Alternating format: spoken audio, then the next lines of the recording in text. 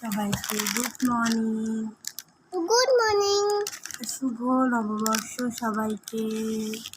দোয়াই শুভ নববর্ষ সবাইকে।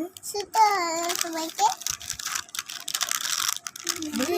দেখে ছয়রা শুভ নববর্ষ। দেখো ছয় টয় না।